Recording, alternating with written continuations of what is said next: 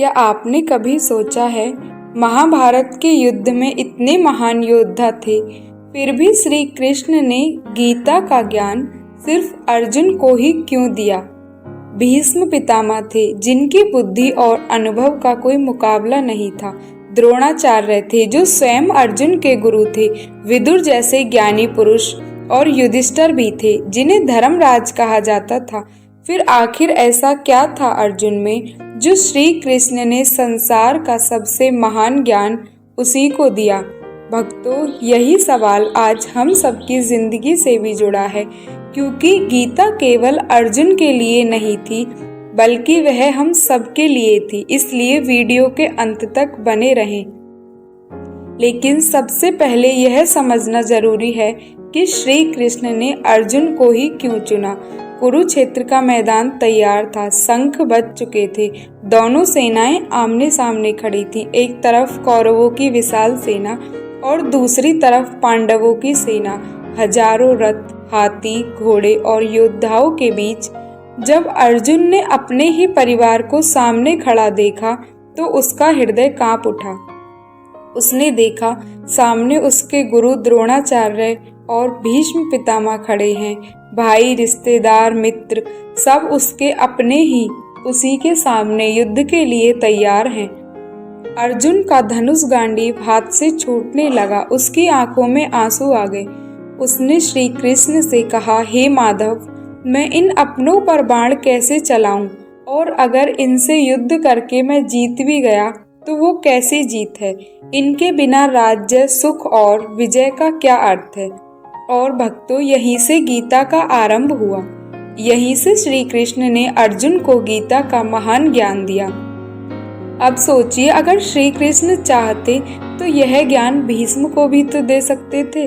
भीष्म तो पहले से ही धर्म और नीति के ज्ञाता थे।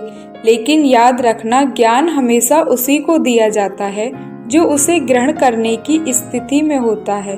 अर्जुन की सबसे बड़ी विशेषता यह थी कि वह केवल एक योद्धा नहीं था, बल्कि वह एक संवेदनशील इंसान था। उसके भीतर भावनाएं थी, दया थी और संशय था। और सबसे बड़ी बात कि उसने अपने भ्रम को स्वीकार किया। यही कारण था कि श्री कृष्ण ने अर्जुन को चुना। दुनिया में दो तरह के लोग होते हैं। पहले वे जो गलत होते हुए भी खुद को सही मानते हैं और अपनी गलती स्वीकार नहीं करते। दूसरे वे जो भ्रम में पड़ने पर सवाल पूछते हैं, और अर्जुन उन्हीं में से दूसरा व्यक्ति था। उसने अपने मन की कमजोरी को छुपाया नहीं, बल्कि खुले मन से श्री कृष्ण से पूछा कि हे माधव, मुझे सही मार्ग बताइए, मैं क्या करूं? और यही वह क्षण था जब वह केवल योद्धा नहीं रहा, बल्कि एक शिष्य बन रहा था। ज्ञान हमेशा गुरु और शिष्य के बीच बहता है। जहाँ अहंकार होता है वहाँ ज्ञान नहीं आता। अर्जुन में अहंकार नहीं था, इसलिए भी श्री कृष्ण ने अर्जुन को चुना था।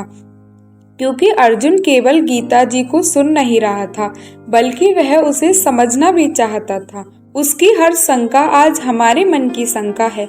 जब अपने ही लोग हमारे सामने खड़े होते हैं, जब दिल और कर्तव्य में संघर्ष होता है, तब हम सब भी अर्जुन बन जाते हैं। इसलिए जब भी आपकी लड़ाई अपने मन और अपनों के बीच हो, तो गीता जी को पढ़ लेना या गीता जी का ज्ञान सुन लेना।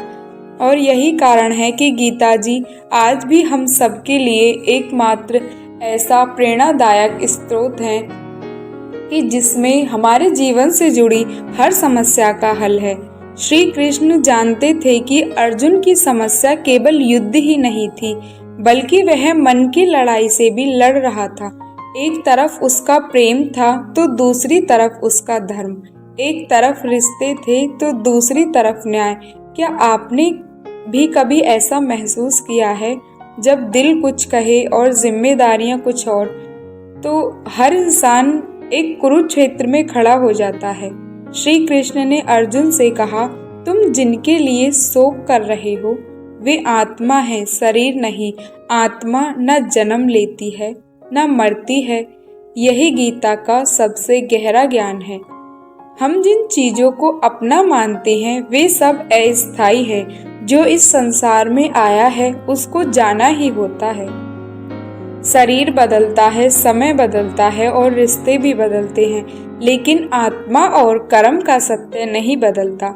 श्री कृष्ण ने अर्जुन को इसलिए चुना था क्योंकि वह कर्म योग का सबसे बड़ा उदाहरण था। अर्जुन भागना चाहता था, लेकिन श्री कृष्ण ने उसे भागने नहीं दिया। उन्होंने कहा, कर्तव्य से भागना समस्या का समाधान नहीं है। और यही बात आज हमारी जिंदगी पर भी लागू होती है। जब समस्याएं आती हैं तो हम भी भागना चाहते हैं, कभी जिम्मेदारियों से, कभी रिश्तों से, कभी सपनों से, तो कभी अपनों से। लेकिन श्री कृष्ण का संदेश साफ है, भागो मत बल्कि सभी का सामना करो। एक और कारण था जिसकी वजह से कृष्ण ने अर्जुन को चुना था, अर्जुन का कृष्ण पर अटूट विश्वास। वह केवल कृष्ण का मित्र नहीं था बल्कि परम भक्त भी था। उसने अपने जीवन की लगाम श्री कृष्ण को सौंप दी थी। याद कीजिए, युद्ध से पहले कृष्ण ने कहा था कि एक तरफ मेरी सेना होगी और दूसरी तरफ मैं बिना शस्त्र उठाए युद्ध में रहूंगा। और अर्जुन ने बिना कुछ सोचे श्री कृष्ण को चुन लिया था। और यहाँ पर एक बात मैं आपसे भी कहना चाहती हूँ कि जब आप भी किसी बड़ी से बड़ी परिस्थिति में हो तो बिना कुछ सोचे समझे श्री कृष्ण को चुन लेना और एक बार सच्चे हृदय से समर्पित होकर उनके सामने कह देना, अब सौंप दिया इस जीवन का सब भार तुम्हारे हाथों में, है जीत तुम्हारे हाथों में, है हार तुम्हारे हाथों में। और आप फिर देखना, जब अर्जुन ने श्री कृष्ण को चुन लिया था, यही उसकी सबसे बड़ी जीत थी। क्योंकि जीवन में जब हम साधनों से ज्यादा सही मार्गदर्शन को चुनते हैं, तभी हमें सफलता प्राप्त होती है। अर्जुन ने शक्ति नहीं बल्कि सत्य को चुना था, इसलिए वह गीता का पात्र बन सका। भक्तों, यह कहानी केवल महाभारत की नहीं है, ये हमारी जिंदगी की भी कहानी है।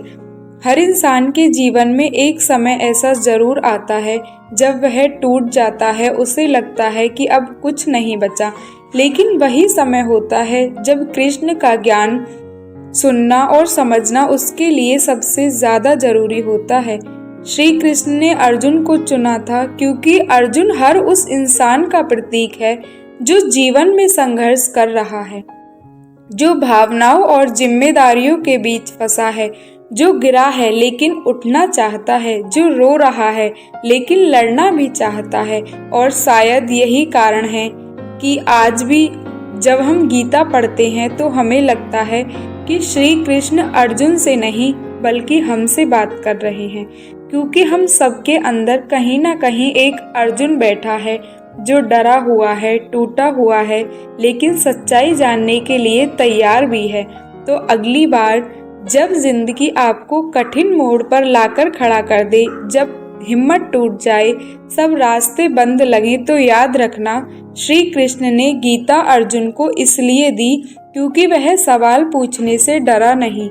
और शायद आज यह संदेश आपको इसलिए मिल रहा है क्योंकि आपके भीतर भी कहीं ना कहीं वो अर्जुन है जिसके मन में कोई एक सवाल और कोई एक शंका है। जब जब जीवन में कुरुक्षेत्र आए, अपने भीतर के कृष्ण की वाणी सुनना। जीवन में कितना भी कठिन समय हो, तुम कृष्ण को चुन लेना और कृष्ण को याद रखकर बस अपने कर्म करते रहना। आपको वो सब मिलेगा जो आप करना चाहते हो और जिसके आप हकदार हो। बस अंत में मैं आपसे एक ही बात कहना चाहती हूँ कि परिस्थिति कितनी भी कठिन हो, तुम अपने माधव पर विश्वास मत तोड़ना। वो आपको वो सब देंगे जिसके आप वास्तव में हकदार हो।